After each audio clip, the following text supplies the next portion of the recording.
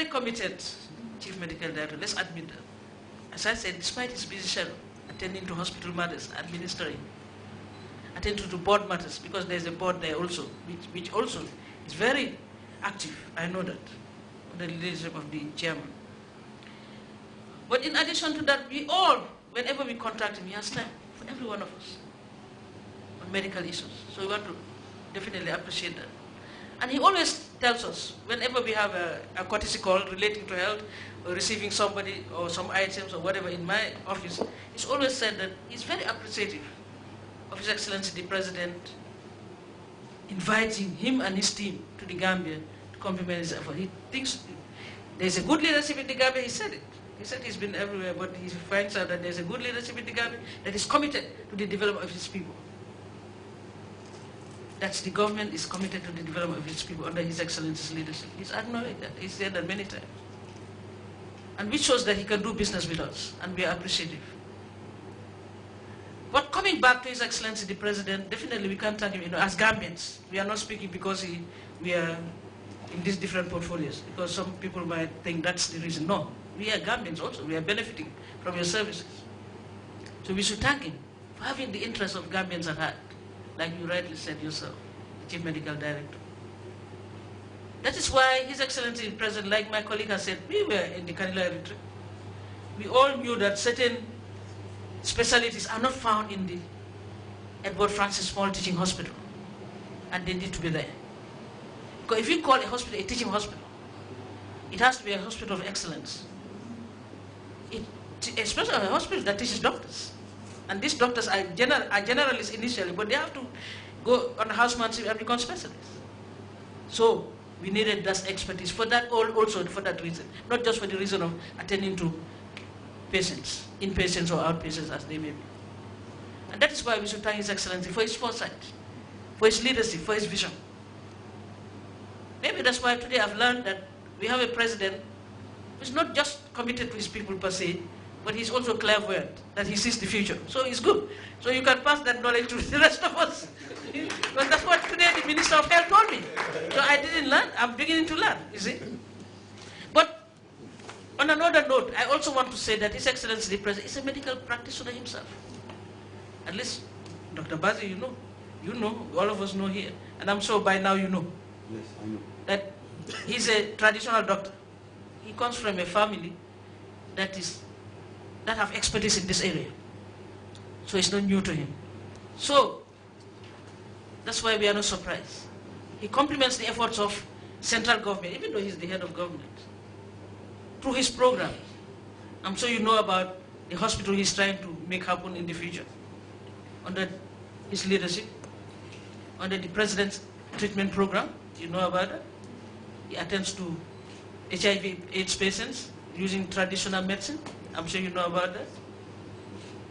And of course, as I said, he comes from a family that deals with a lot of other ailments, especially disease of lifestyle, diabetes, hypertension, the list goes on.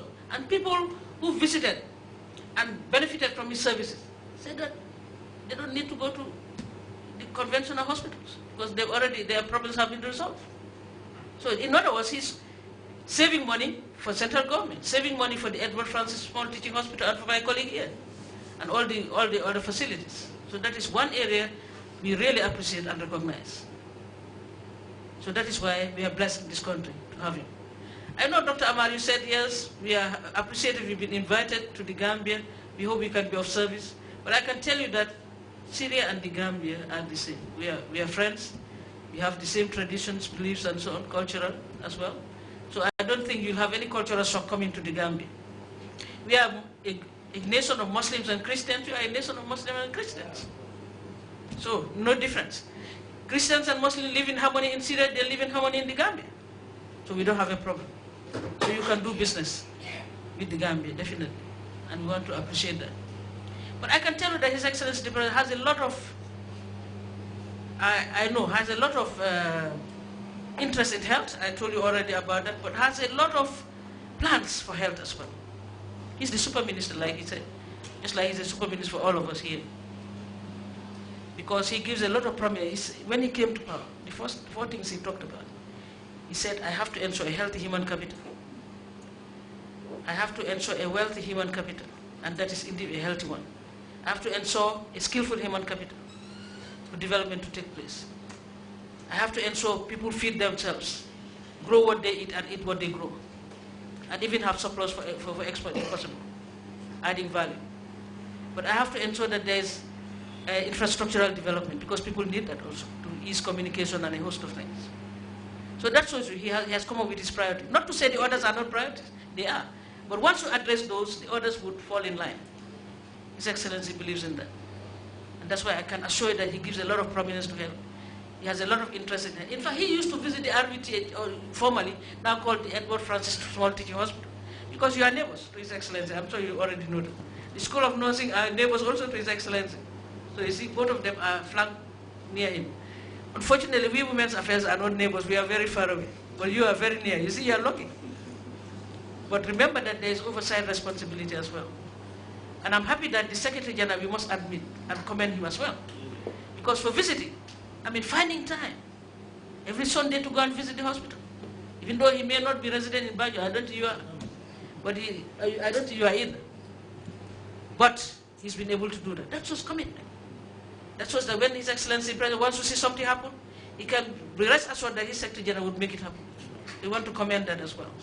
But we want to thank my colleague, the Honorable Minister of Health as well. He might have said, oh, RVTH is under the office of the President, so I don't have to bother, let me concentrate with the other. No, no, no. He knows that he has to complement the efforts of His Excellency the President. In Edward Francis Small Teaching Hospital, it's a very important hospital. It's the apex. Once it works, other tertiary institutions can learn from it. Farafenye would learn, Buyam would learn, Bansang would learn. And of course, the other major health centers as well, which we call district hospitals elsewhere. The government will do what it can. But this, irrespective of how much drugs, supplies, biomedical equipment the President provides, because he does. I think you need to know that also, that most of the things he provides is from his pocket. It doesn't come from central government funds. Central government funds alone cannot sustain the facilities we are sustaining as of now. And other people also complement his efforts, just like Mohammed Bazi and a few others outside, because of His Excellency's interest. Because they want to see political will. If there's no political, who would help you? But once they know that the leadership wants to see this happen, but not only see it, but is committed to it, but not only committed, but is doing something about it. Action orientation. Today I just came from a meeting where I was told about his efforts in agriculture, that he doesn't only show the way, but he does it himself. It's the same thing with health. And it's the same thing with every other sector. So just be rest assured that the political will is there. The enabling environment will be provided for you to work in the Gambia. And he has directed that all of us lend support to you so that that can happen, especially the Secretary General and his team as well, and the Minister of Health. So once again, we thank you for choosing the Gambia, for wanting to work with us. But I can tell you that under the Jammeh Foundation for Peace, because he operates under his foundation with the First Lady. Remember that when it comes to the Jammeh Foundation for Peace, it's not the President who is the head. It's only the founder and the patron. I want to admit that here. It's only the patron and the founder. The President of that foundation is the First Lady, Her Excellency the First Lady. So he sees the boss. I'm not contesting. No, I'm just clarifying. Some people don't understand. Yeah. Actually, when they hear Jammeh Foundation for Peace, they say, oh yeah, President Jammeh Foundation. Yes, it's President Jammeh, but it's the First Lady who is the boss. So I want you to know that. So once again, Your Excellency, we want to thank you very much for your leadership in this regard. We want to thank the Syrians for their support in this regard, the Ministry of Health, and your Secretary General. And I can tell you that my colleagues and I would give you all the support that whenever we are contacted, we'll give you all the support, definitely, because that's the directive of His Excellency the President. Once again, thank you, and may God bless. Thank